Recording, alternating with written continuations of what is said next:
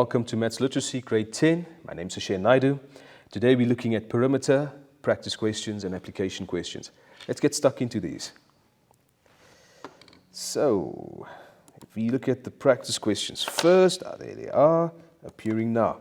So, calculate the perimeter of one of the squares. So, if you're looking at this, we've identified the shape as squares.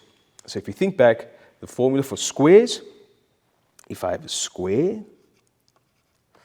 then 4 times the length. All right, 4 times, what is our length? 12,5. It's always nice sometimes to substitute with a bracket. We get 50 millimeters. All right, nice work there. Let's carry on. So if I look at the next question. While in Sweden, Annelle bought a souvenir from a gift shop. She plans on giving it to her mother. The gift is wrapped in a square box.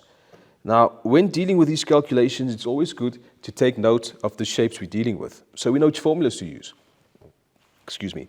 She decides to place a decorative string across the top of the box and add glitter. So this is going across the top of the box. If the top of the box is a square measuring 10 centimeters by 10 centimeters, calculate the amount of string that you will need. So if I think about this particular string is going around the edge of your shape. And if you think of the edge of the shape, that's the perimeter of the shape. And what shape do we have? We've got a square.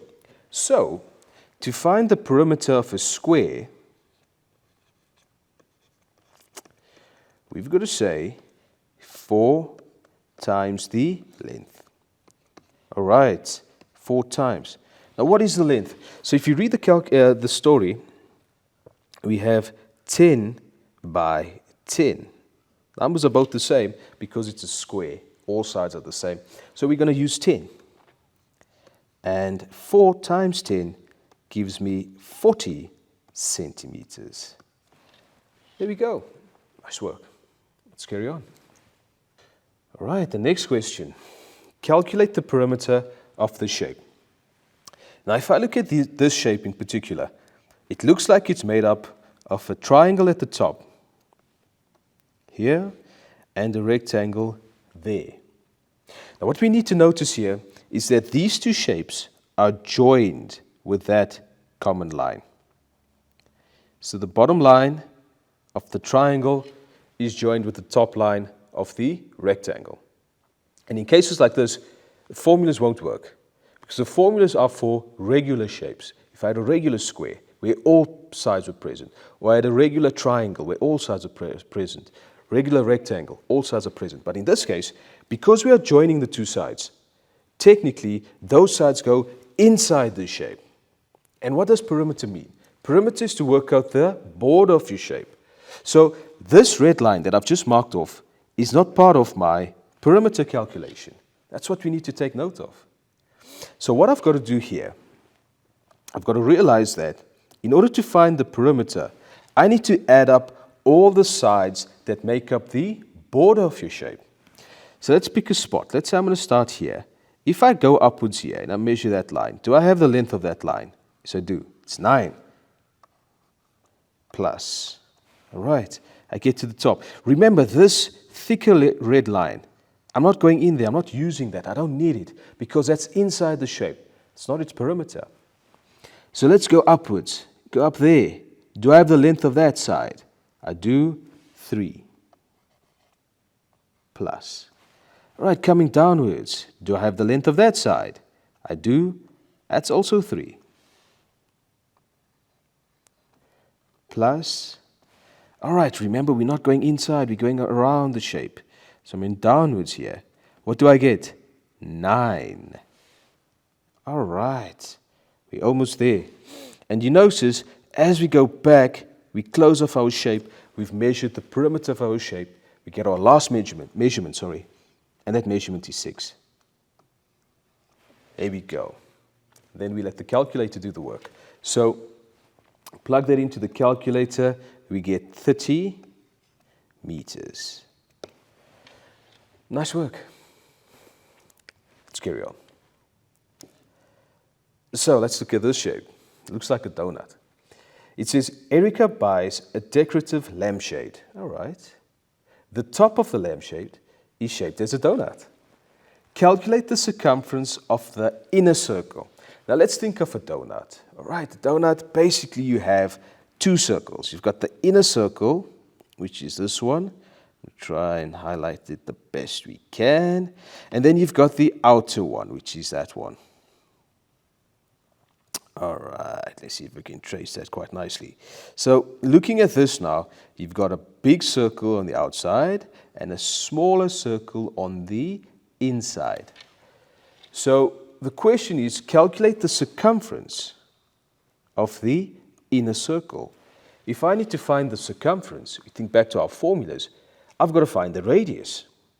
So what is the radius of the inner circle, the circle on the inside?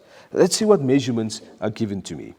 I know that from this point, from that point to there, that radius is 15.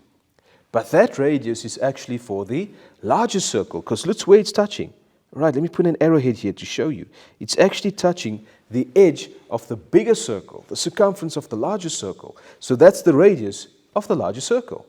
We need the radius of the inner circle, not the outer circle. What other measurements are given to me? We're given that the distance from this point to this point is 10 centimeters. Now let's see how I can make that work. If that is 10 centimeters, then I know that from this point to that point, that's also 10 centimeters. Right. And if I take this away from 15, if I take that piece away, if I get rid of this, let's get rid of that. Would this not be the radius of the inner circle? Yes, it would. So there we go. I can find the radius of the inner circle. So the method here, what I'm going to do, I'm going to say, okay, fine. The radius of the inner circle is 15 minus 10, and that gives me 5 centimeters. All right, here we go. Now we found the radius, plug it into the formula, we can get our answer. Nice work. So the formula is circumference equals 2 times pi times radius. Is there any reason to alter that formula, divide by 2 and such? No, because we have a complete circle, so no reason to mess with it.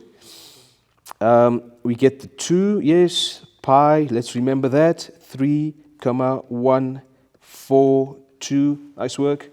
We'll multiply that by the 5 as our radius, and I get 31,42 centimeters.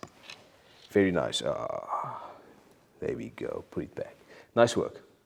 Let's carry on. Let's move to the next one. So if I look at the next one, if Erica decides to wrap a decorative ribbon around the edge of the circle, calculate how much ribbon she would need if there's a 1 centimeter overlap. So if she's wrapping it around the edge, she's wrapping it around that. That's the edge. Let's go again. And again, like the previous question, we notice that's the outer circle, right? The larger circle. So she's taking this around the edge of that shape, and around the edge of the shape will be its perimeter. So that's a perimeter calculation.